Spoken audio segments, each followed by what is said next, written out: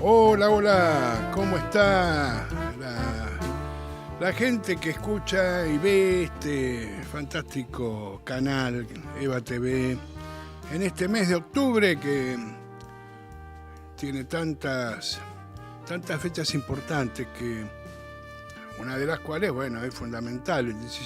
El 17 de octubre fue sin duda el día de natalicio de lo que fue el peronismo. Ya como se ha decidido a empezar su vida independiente, y lo estuvimos tratando y abordando en los programas de las últimas semanas. De alguna manera vimos imágenes muy interesantes de algún material que habíamos producido hace muchos años, pero que siga manteniendo su vigencia, porque es el testimonio de un hecho, de un evento que sorprendió prácticamente a toda la sociedad argentina. Yo supongo que también sorprendió a los propios protagonistas, que tampoco se habían imaginado que iban a ser partícipes de una jornada de tal trascendencia. Porque realmente en el momento en que en algunos lugares, por ejemplo en los frigoríficos de Berisso, empezaron a avanzar, abandonaron los frigoríficos, ¿qué sabían a dónde iban a parar y a dónde iba a terminar eso que sonaba Pueblada, pero nadie sabía muy bien, porque tampoco había muchos antecedentes similares? No había un ejemplo en el que mirarse, un espejo en el que mirarse en la historia. Así que el 17 de octubre es, por lo tanto, y por muchos motivos, un hecho tan singular, tan primigenio, ¿no? Y es quizás el pecado original del peronismo, un pecado que no se le ha borrado jamás. Y la sociedad se dividió entre peronistas y antiperonistas. Ahora, ¿por qué? En realidad porque hubo unos que no aceptaron que la torta se tenía que dividir de otra manera. No porque... Y los que querían entrar a ser parte del festín, de esa fiesta de la oligarquía argentina, de los señores de la tierra, de los que tiraban manteca al techo, los que construían esas mansiones fabulosas, extraordinarias. Ustedes piensen, los que viven en Buenos Aires, seguramente alguna que otra vez van a haber pasado por las fastuosas mansiones que la oligarquía argentina mandó a construir desde fines del siglo XIX y comienzos del XX, con todos los oropeles, con todo el lujo. En general eran construcciones de palacetes propios de ciudades europeas con una larguísima tradición en ese sentido, es decir, los castillos, las maisons, esos lugares que uno a veces ve en fotos, en películas, que después en algunos casos se han convertido en museos, pero bueno, eran parte también de la locura de un mundo que era capaz de construir gigantescos palacios como Versalles. Pero después, los que no podían construir Versalles, se construían unas casas gigantescas, palacios, palacetes. Bueno, acá también, con la diferencia que no había antecedente alguno, y lo único que había era un afán de imitación, el lujo, el lujo europeo en particular, y eso hizo que la ciudad se poblara de ese tipo de construcciones que en general funcionaron más o menos bien hasta el año 30. En el año 30, cuando el mundo estalló a partir de lo que fue la crisis financiera de Wall Street, que tiró por la borda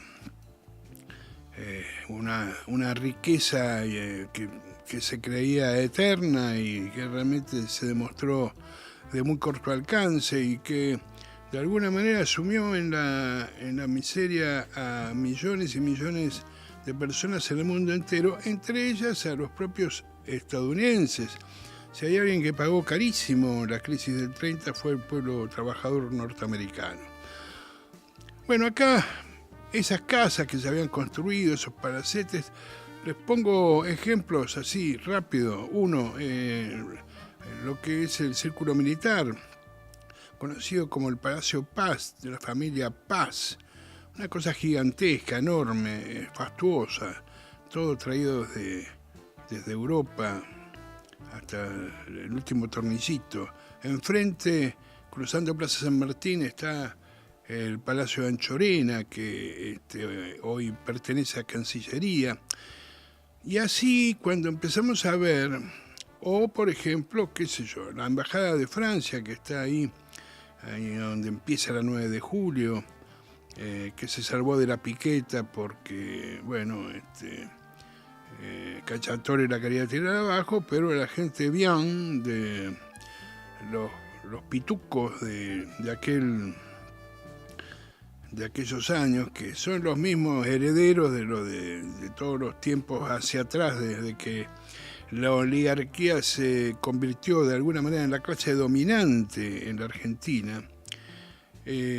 Bueno, esa se salvó por milagro. También era el Palacio Ortiz Basualdo, y así podríamos buscar y encontrar referencias en algún museo, como el Palacio Errázuriz, que es el Museo de Arte Decorativo, que también está ahí en la Avenida del Libertador, cerquita del Automóvil Club. Algunos lo tendrán visto, algunos lo habrán visitado alguna vez como museo.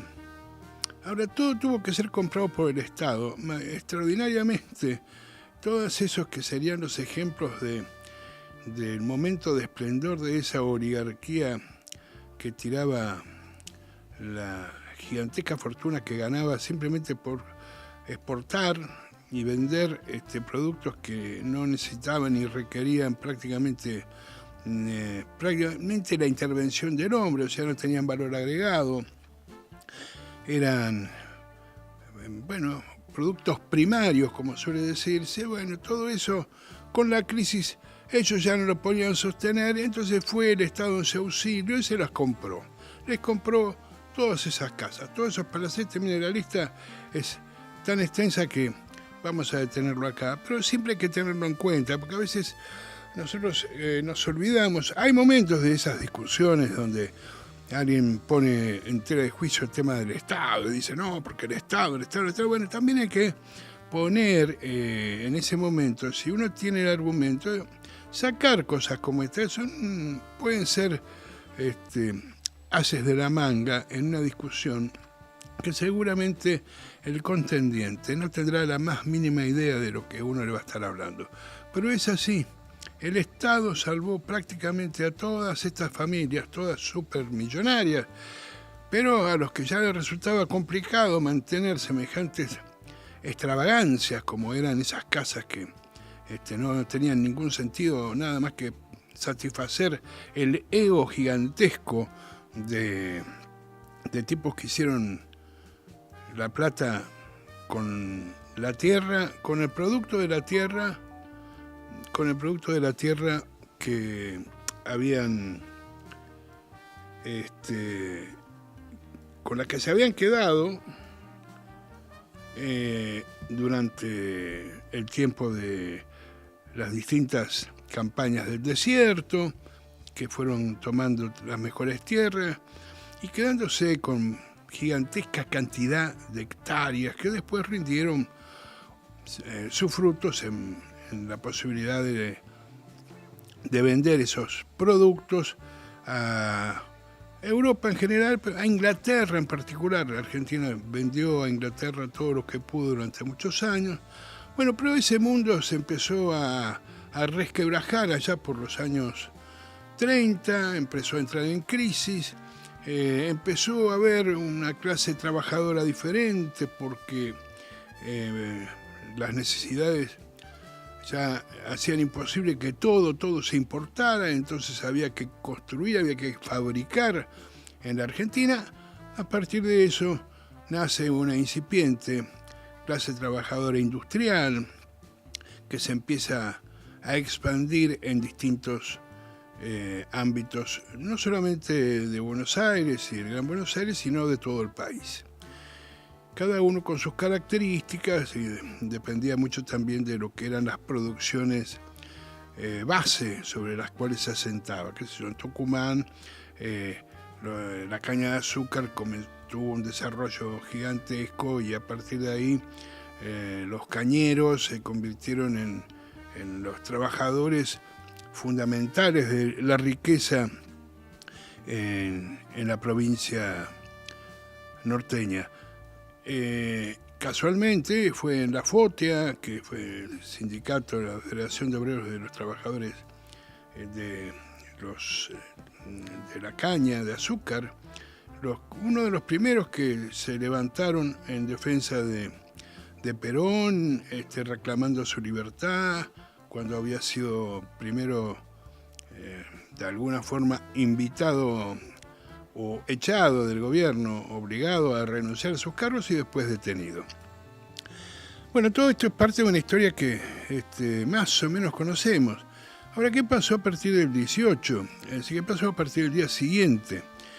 El día siguiente, para empezar, si ustedes vieron nuestro último programa, lo dijimos que Perón, desde el balcón, después de dirigir su discurso a la multitud que lo había esperado, reclamado, exigido su presencia desde horas tempranas en la Plaza de Mayo, Perón dijo, bueno, voy mañana, vamos a decretar que le pidió al presidente que decrete que sea feriado, y de alguna manera ahí nació Mañana de San Perón. Algo que se repitió a lo largo de los años, lo habíamos dicho, pero no está de más repetirlo porque tampoco es tan comentado, porque todos los 17 de octubre se celebraba el Día de la Lealtad. Fueron nueve celebraciones prácticamente que se realizaron, y cada 17 de octubre, al final del día, ya Perón presidente firmaba el decreto para que al día siguiente fuera feriado. Así que, nuevamente, era San Perón. Ahora, Perón volvió y llegó aproximadamente a la 1:30 a la casa, a su departamento en la calle Posadas, al 1500, donde vivía y convivía con Evita. Y, bueno, pasó la noche con ella, pero rápidamente a la mañana temprano ya, no solamente porque su costumbre era levantarse temprano, como solía y suele decirse de los militares, en este caso porque, bueno, el 18 comenzó a construir Perón su esquema político con vistas a las elecciones que también se anunciaron ese mismo día, que se iba a convocar elecciones para febrero de 1946, y Perón no tenía absolutamente nada, no tenía ninguna estructura política, no tenía partido, no tenía nada. Así que desde ahí en más se vivieron horas vertiginosas que lo llevaron a tener reuniones con distintos dirigentes, con dirigentes sindicales, con algunas expresiones políticas que venían ya trabajando juntos, como la Junta Renovadora Radical con Hortensio Quijano, que fue su vicepresidente en definitiva, que le aportaba un importante sector del radicalismo que había roto con, de todas maneras, el sector mayoritario que se quedaba del otro lado, que no estuvo dispuesto a sumarse a ese movimiento que nacía, siempre tuvo este tipo de actitudes el radicalismo, ¿eh? Es un rasgo que lo ha caracterizado. Nunca ha... porque el peronismo tendrá 20.000 defectos, millones, ha cometido errores de toda...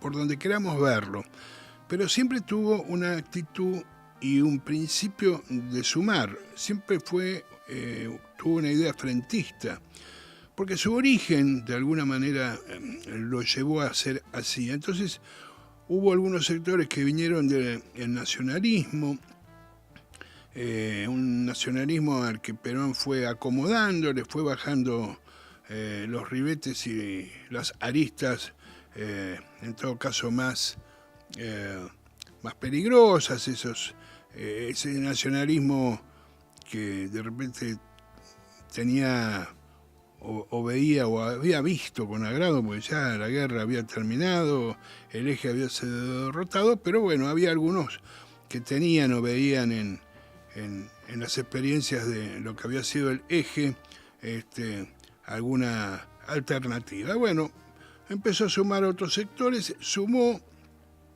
a un sector, el Partido Unión Popular, que de alguna manera se empezó a gestar a través de la voluntad de varios sindicatos y bueno, reunión va, reunión viene, en el medio de todo eso, sin mucho tiempo, hasta que llegamos a un día.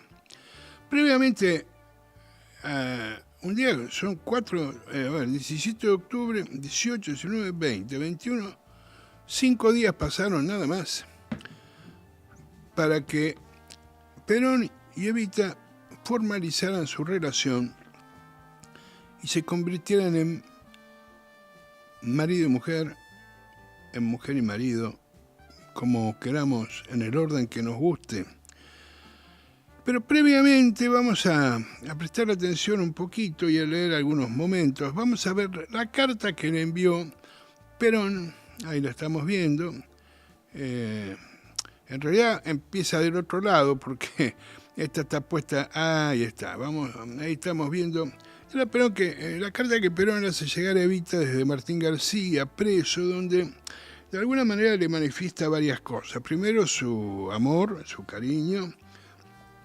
Él dice ahí: mi tesoro adorado, solo cuando nos alejamos de las personas queridas podemos medir el cariño.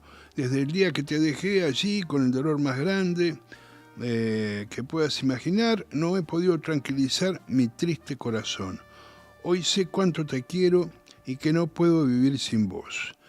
Esta inmensa soledad está llena de tu recuerdo. Hoy he escrito a Farrell pidiéndole que me acelere el retiro. En cuanto salga, nos casamos y nos iremos a cualquier parte a vivir tranquilos. Por este correo te escribo y te mando una carta para entregar a Mercante. Esta te la mando con un muchacho porque es probable que me intercepten la correspondencia. De casa me trasladaron a Martín García y aquí estoy, no sé por qué. Y ahí sigue hablando un poco y habla un poco de qué me decís de Farrell y de Ábalos, dos sinvergüenzas con el amigo. Así es la vida. Bueno, esto era parte de lo que le decía, pero básicamente es importante que Perón le dice: apenas salga de acá nos casamos. Y de hecho es lo que pasó, es lo que sucedió.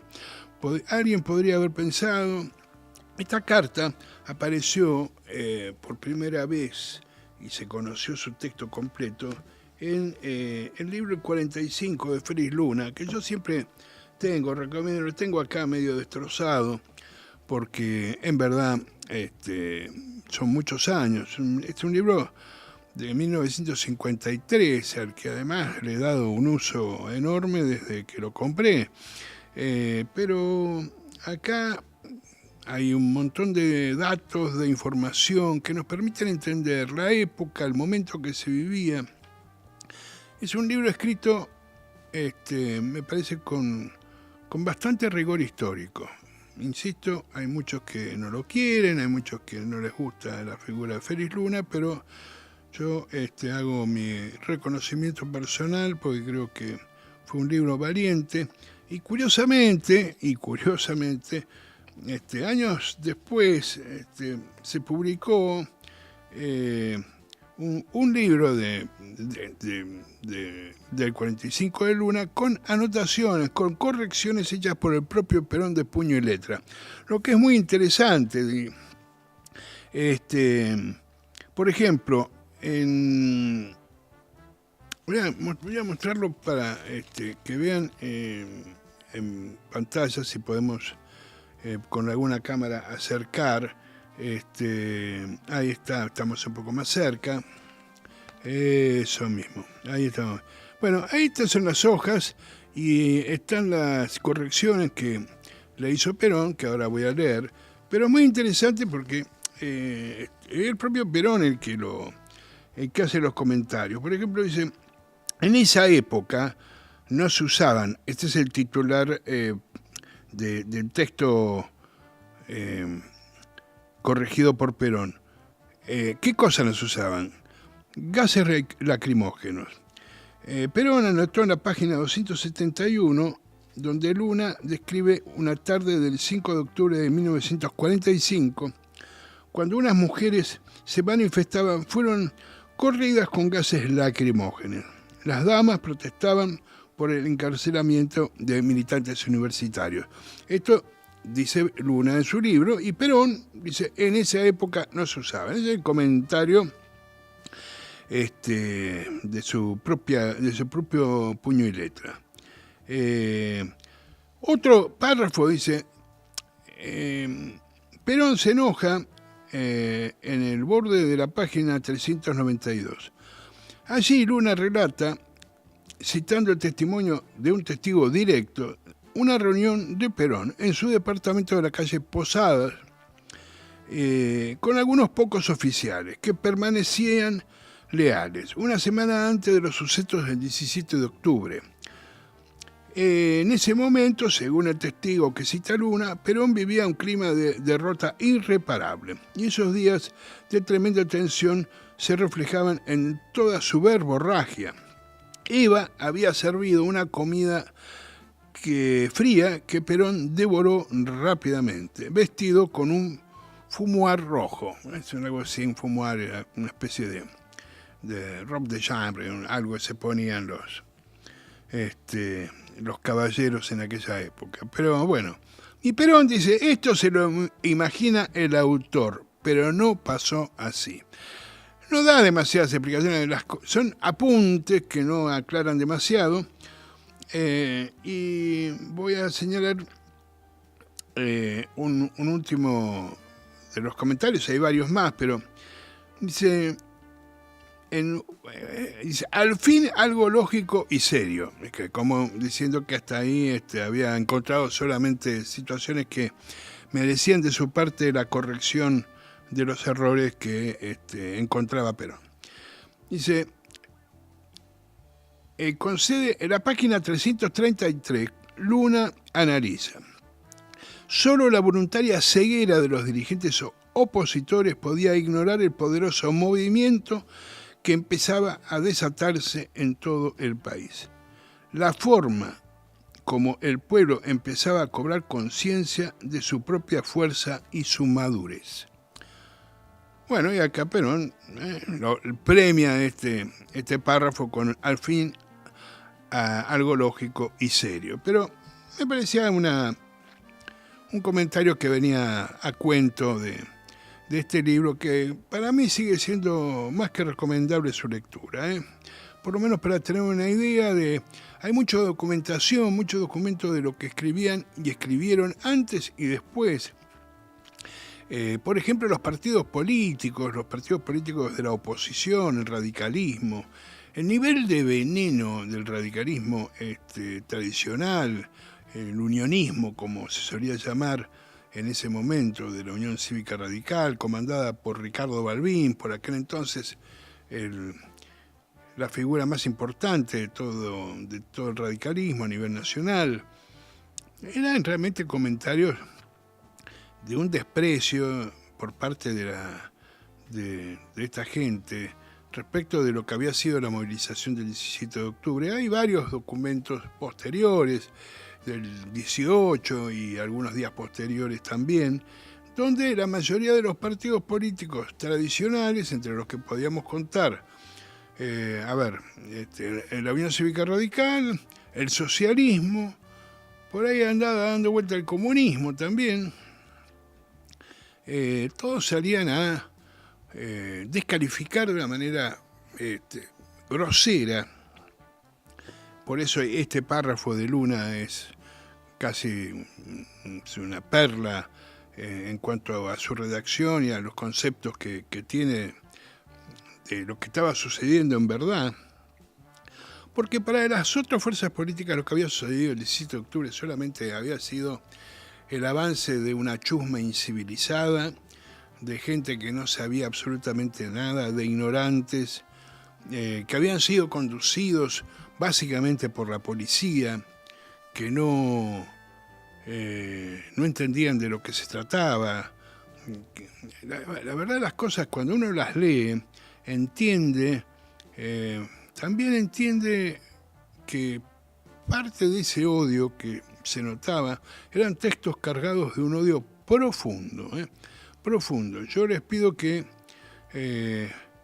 si tienen oportunidad busquen alguno de esos textos, porque van a ver que había casi un rechazo visceral de gente que se decía dirigente política popular, como los radicales, que decían ser el partido de lo que para ellos era lo popular en aquel entonces, que era algo así como las clases medias, era el partido que había llegado a representar a los sectores medios. Pero los socialistas también, además eran unos socialistas medio raros, porque eran tipos más amantes de los lujos burgueses, pero que de una vida comprometida con los problemas que vivía el proletariado. Y la mayoría, tanto comunistas como socialistas, solían decir o repetir el falso proletariado. Los trabajadores, como había sido calificado por el diario Crítica, dice, falsos trabajadores. Era toda una negación de lo que se le había plantado frente a sus narices, ahí, frente a frente. Bueno, esto empezó, siguió pasando, de alguna forma, por un lado arrancó entonces a partir del 17 de octubre, el del 18 también, porque el 18 mucha gente que se había movilizado, recién empezó, hay que pensar que el acto terminó a las 11:30, cerca de las 12 de la noche. Ya mucha gente ya ni siquiera volvieron, muchos se quedaron dando vueltas, paseando, algunos se quedaron a dormir en las calles. ¿Cómo hacían para ir? No había nada, no había transporte. Y el 18 había sido decretado también este día feriado, por lo tanto no había absolutamente nada. Y esto siguió como ahondando ese escenario. No hay muchos registros, no hay muchas imágenes que hayan sobrevivido de aquellos momentos. Quizás algún archivo que todavía ande oculto por ahí. Demostrar un poco imágenes del 18. Habría que ver, ya por aquel entonces el diario Clarín había salido en agosto del 45, digamos, ¿no? Muy poquito tiempo antes de la eclosión peronista. El diario Clarín hacía su aparición en escena con un estilo diferente, con más moderno, formato tabloide. No, en eso no había otros diarios que también lo eran, pero bueno, quizás esos archivos tengan algunas imágenes de lo que fue el 18 de octubre. Lo cierto es que 5 días después, Perón y Eva Perón, en ese momento Eva Duarte, aunque originalmente nació Eva Ibarguren, que era el apellido de la madre, ya nunca fue reconocida por su padre. Perón, que también había nacido como hijo sin el reconocimiento del padre. Tanto Perón como su hermano, ambos dos. Tomás Avelino Perón, hermano mayor, un par de años que Perón, tampoco había adoptado su apellido paterno porque no había sido registrado de esa manera. Por lo tanto, hubo que esperar un par de años hasta que Dominga Duteil, ahí los vemos a la pareja de tórtolos que estaba... Eso ya es en la campaña de... Si hay una foto que los retrata enamorados a Perón y Evita, creo que es esta. Entonces en San Juan, en la campaña presidencial del 46, en el viaje que desarrollaron. Vamos a ver si hacemos un programa sobre esa campaña, porque realmente fue extraordinaria, en un tren, el justicialista, bueno, una cosa que realmente fue magnífica. Bueno, decíamos que ambos dos tenían esa condición, ¿no? No habían nacido en un hogar legalmente constituido. Perón sí logró eso porque finalmente el padre lo reconoció y estamos a partir de... Eso básicamente fue la presión de Dominga Duteil, que fue la abuela paterna de Perón, que de alguna manera lo apestilló un poco a su hijo para que formalizara su relación con Juana Sosa Toledo, que era la madre de Perón. Entre otras cosas porque ya estaba decidida Dominga Duteil a que Perón fuera al colegio militar, y para eso necesitaba que los papeles estuvieran en regla, porque si no hubiera podido ingresar, y además tampoco le hubieran podido dar una beca que consiguió a partir de relaciones que tenía la abuela de Perón. El 22 de... Esto a veces se discute, hay distintas... Félix Luna en su libro habla de que el escribano Ordiales, que era el escribano que vivía en Junín, que era de alguna manera donde vivía la familia de Evita,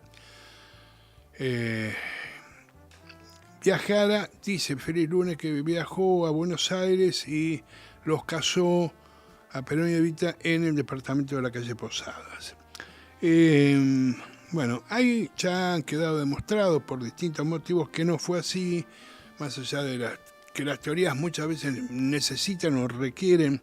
Ahí estamos viendo, es una curiosidad de lo que era el lugar donde desayunaban y comían Perón y Evita en su departamento de la calle Posadas. Tenían, detrás vemos un importantísimo cuadro, obviamente una reproducción, que es la Virgen de la Chiesa, de la Silla, Chiesa no, eso sí, de la iglesia, la Virgen de la Silla de Rafael Sanzio. Una hermosa reproducción que igual tenía su costo. Bueno, para que tengan ahí atrás vemos, si prestan atención, en la pared hay un retrato de Evita muy tradicional que se ha visto muchas veces, que tenía colgado, que era miren, abajo, como apoyado en el piso, hay una imagen de Evita en La Pródiga. Es una película última, el gran protagónico que hizo antes de largar todo en el cine y dedicarse a lo que fue, a ser Evita. Y arriba una foto que le tomó Ana María Enrich, una gran fotógrafa de personalidades, una fotógrafa alemana, que muy famosa, que la retrató, le hizo una sesión de fotos, entre las cuales está esa que hemos visto muchas veces. Bueno, acá estaban fotografiándose. Perón y Evita ya estaban casados acá y lo estaban posando para un fotógrafo que había venido de Life, de la revista Life de Estados Unidos, a retratar un poco la vida de Perón y Evita en la campaña rumbo al 24 de febrero de 1946, donde finalmente Perón sería consagrado presidente de la nación por primera vez.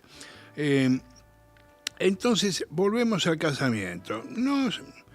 Digamos, las distintas teorías se caen con este testimonio que vamos a ver ahora, que es realmente, me parece, presten atención, muy poco visto. El primero que lo pasó y lo incluyó en su maravillosa y yo diría que imprescindible de ser vista obra magna de Leonardo Fabio, Sinfonía del Sentimiento, fue justamente ahí en esa obra donde él, que investigó mucho, porque la producción de esa película duró muchísimo. Fabio se le había puesto que, él tenía que hacer una obra monumental, porque monumental era lo que él quería mostrar, el peronismo en su esencia máxima. Para mí sigue siendo una fuente inagotable de sabiduría esa película, por lo que muestra y cómo lo muestra. Solamente un tipo como Leonardo Fabio pudo hacerlo y pudo mostrarlo. Y él consiguió en Estados Unidos un material, como suele ocurrir, que las cosas que tendrían que estar acá en nuestros archivos, en nuestros museos, suelen haber ido a parar, vaya uno a saber cómo, cuándo y por qué, a algunos lugares en Estados Unidos, algunos de los cuales por lo menos tienen la amabilidad de facilitarlos para que uno, si los encuentra, pueda copiarlos, pueda investigar en algunos casos materiales, archivos, cartas, fotografías. Y en este caso vamos a ver imágenes del casamiento. Fíjense, ahí estamos viendo lo que era el libro de actas, va pasando detalles de todo lo que hay acá. Miren, la vemos a Evita, fíjense, una joven Evita. Quiero que le presten atención al peinado, porque y ahí aparece Perón. Ahí se está saludando Perón, gente que no conocía, porque Perón había ido a Junín ahí al casamiento. O se está conociendo y saludando cortésmente. Además, miren la cara de felicidad que hay en todos los que están ahí presentes. La cara de Perón, una cara de felicidad enorme, y la de Evita ni les cuento. Miren las trenzas de Evita, préstenle atención porque creo que nunca más las van a ver. O sea, como para ese día especial se hizo esas trenzas que son llamativas realmente. Y ahora les pido que presten atención porque acá se está saludando con amigas, Ahora miren el gesto de Evita, presten atención ahora. Ella, la mano como la pone, y ahora sigan. Bueno, ella saluda de alguna manera, está con Perón en el momento de... Bueno, esto ya es otra cosa, cortemos. Después le voy a pedir de nuevo que lo pasemos porque Evita va levantando la mano en un gesto que la caracterizó. Ella levantaba la mano, no hacía como Perón, que levantaba las dos manos, sino levantaba su mano derecha y saludaba de una manera muy, muy particular. Bueno, esto es un testimonio fantástico, enorme, porque es la única imagen. Ahí la vimos saludar con la mano como estamos viendo. Ahí está, ¿ves? Ese gesto que después la caracterizó. Estamos hablando, tenía nada, qué loco, ¿no? tenía 26 años, Evita, era una jovencísima mujer. Y ahí estamos viendo el gesto que la caracterizó a lo largo de toda su vida pública. Y estamos pasando estas imágenes también por otra cosa. Y ahí está Perón, miren qué felicidad, el tipo se está casando con la mujer que quería. Es decir, a mí me gusta hablar de esto, porque es encontrar esos pocos momentos en los que los vemos como seres humanos comunes y silvestres. En un momento íntimo, de apenas un grupo de familiares, fue muy poca la gente que concurrió. Con esto Perón sellaba, los que siempre han dicho, bueno, Perón eso lo hizo para cumplir porque no se aceptaba. De hecho, es cierto, Perón tenía una relación de convivencia, o como se llamaba de una manera descalificatoria, de concubinato. Ahí lo vemos a Perón y Evita, y al lado está lo que estamos viendo, es el acta de matrimonio, precisamente que acabamos de ver.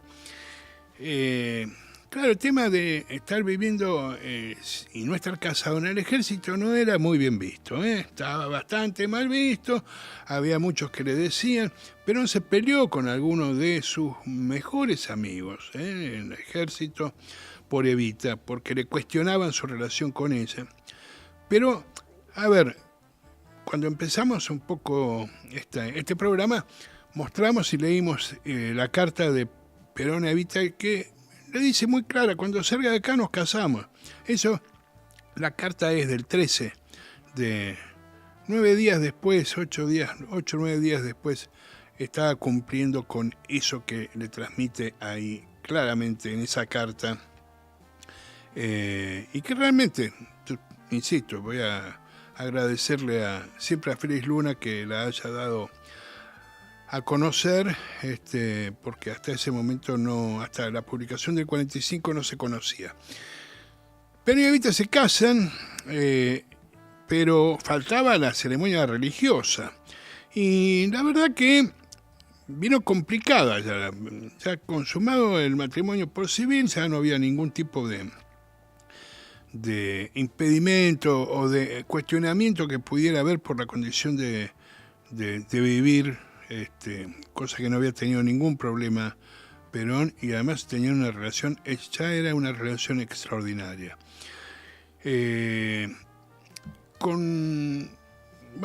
alguna manera Perón tenía una vieja relación que había establecido con un fraile franciscano, Pedro Errecart, que de alguna forma fue algo así como un auxilio espiritual con el que Perón contó a lo largo de su vida, y fue uno de los que más lo orientó en este momento de decidir. Y bueno, finalmente Perón decide casarse con Evita en noviembre del 45, es decir, esto ya, acá esta foto también, debe haber pocas fotos que reflejan este momento.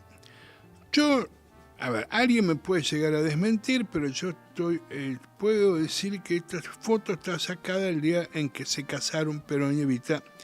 Finalmente fue el 10 de diciembre del 45, porque el intento de casarse en noviembre fracasó básicamente. ¿Por qué? Porque había una multitud gigantesca que se había enterado que se iban a casar Perón y Evita, y algunos dicen que Perón dijo que no quería con tanta gente.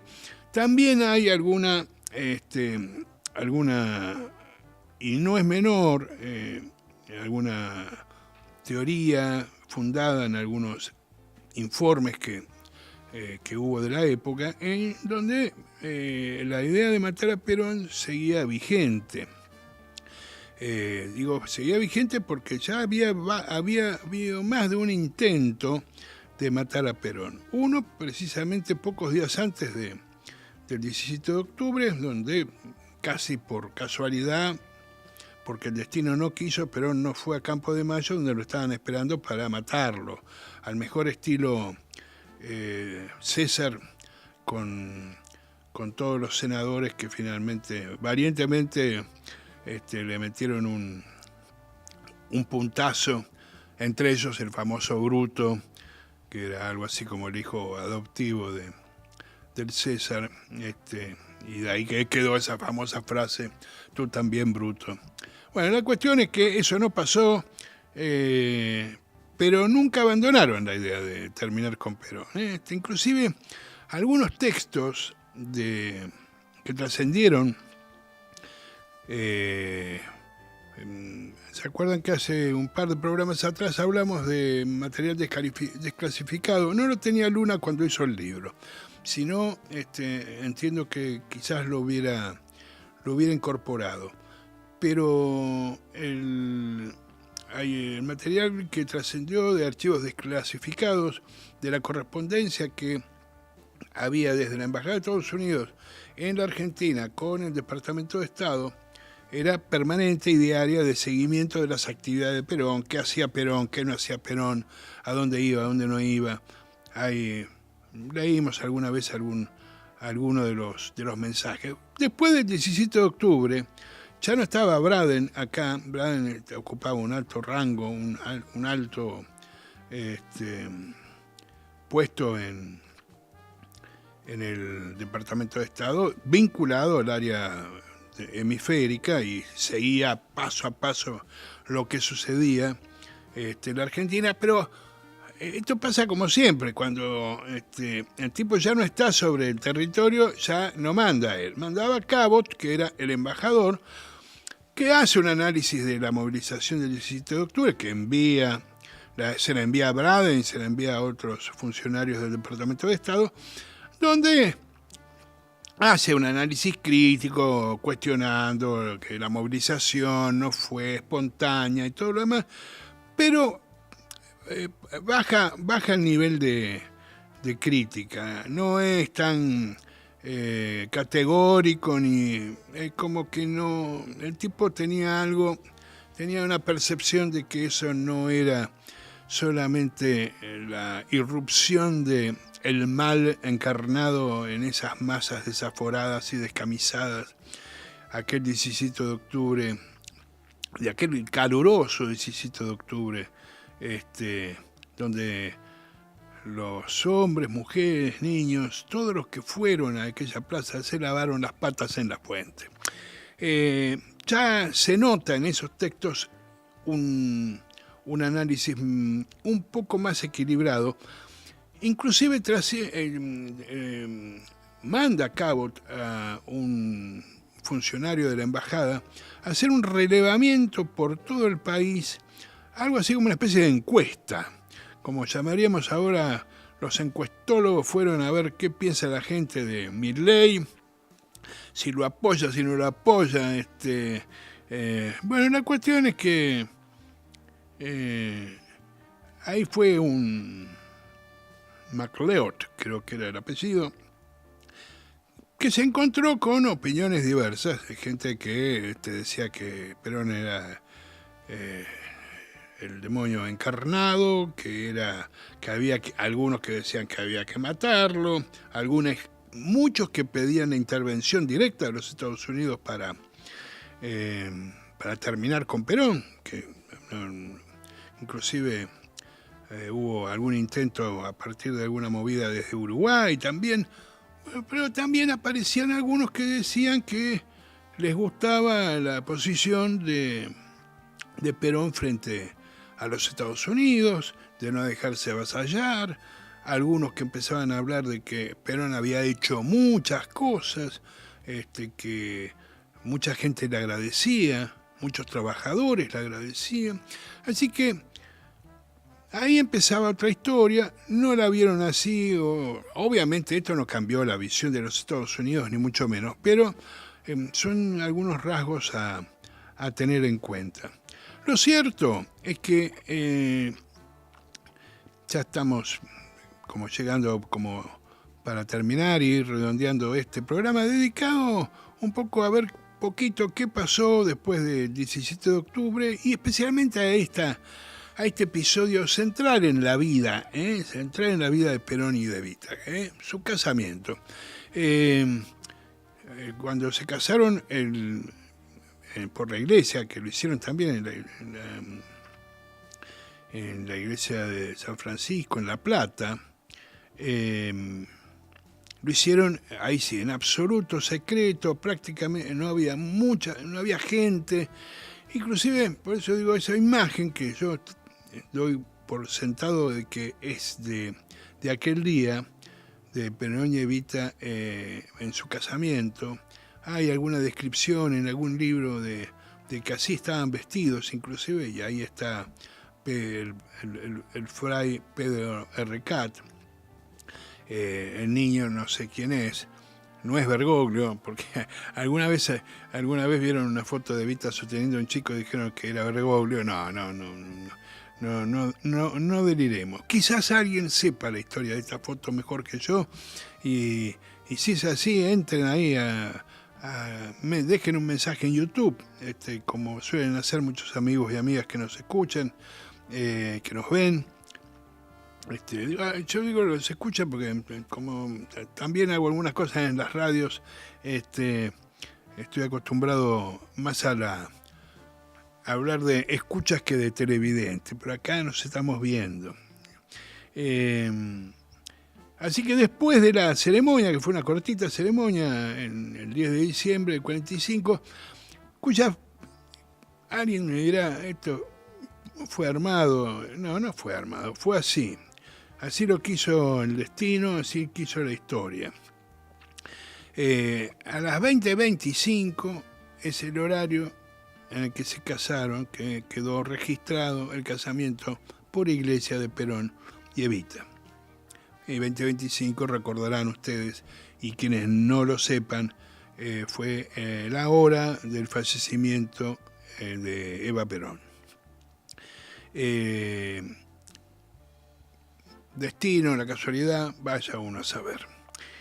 No es la única, hay otras tantas similitudes o coincidencias que iremos viendo en sucesivos programas.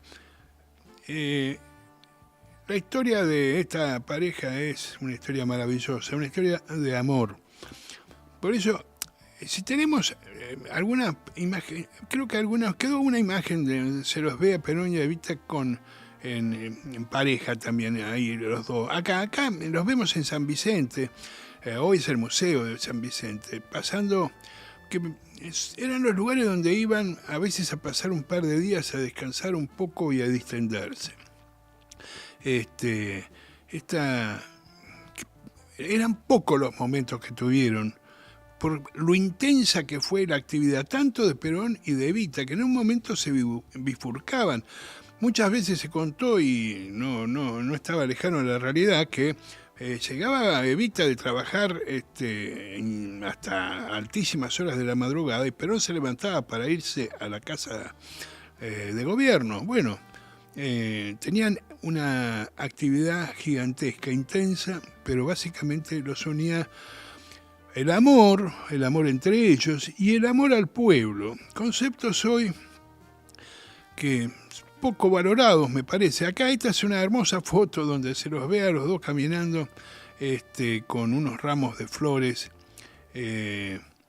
Son imágenes de un tiempo que después difícilmente volveríamos a verificar, porque empezó la gigantesca obra de gobierno de Perón y de Evita. Y ahí eso de alguna manera los distanció físicamente. Coincidían en un acto, coincidían en algún encuentro donde estaban ambos juntos, pero después ya era prácticamente todo muy oficial, muy con lo acartonado que a veces tienen los momentos en donde, bueno, sí, también los balcones de la plaza, ¿no? Los balcones compartidos en momentos extraordinarios y tremendos, especialmente, los últimos, cuando Evita ya estaba enferma y se sabía, todo sabía, Perón el primero en saberlo, y Evita quizás fue la que lo supo primero que nadie. pero solamente la muerte pudo romper esa relación, y creo que ni siquiera eso, pero bueno, no voy a caer en una novela rosa. Esta es una historia de amor extraordinaria, una de las más grandes historias de amor de la historia, y de la historia política ni les cuento. Tenemos otras más recientes que solamente se generan en el peronismo. Cada uno saque sus propias conclusiones, pero no ha habido un movimiento político en el planeta que haya generado líderes básicamente unidos por el amor. Amor que después trasladaron a todos aquellos que de alguna u otra manera comenzaban a vivir bajo los gobiernos de Perón, de Evita, de Néstor, Cristina. Y eso es un plus que no se lo ha dado jamás absolutamente nadie. Y no hablemos del presente, porque si hay algo que impera en el presente, está muy lejos de ser el amor. Es básicamente el odio, el resentimiento, la violencia, la crueldad, todo lo peor de lo peor. Así que refugiémonos en algún momento en estas historias, en las historias de amor del peronismo, que son las únicas que realmente nos llevarán nuevamente a la victoria. Gracias, vengan, repliquen esto, compártanlo, para que seamos cada día más los que nos vinculemos a Eva TV, a sus programas, a las programaciones. Esto lo pueden reenviar a algún amigo y pedir que al mismo tiempo lo hagan. Y por supuesto entren en evatv.com.ar, afíliense, ayuden a que esto crezca, siga creciendo, porque lo necesitamos más que nunca. Chau, será hasta la semana que viene, y ojalá tengan una semana peronista como en los mejores tiempos.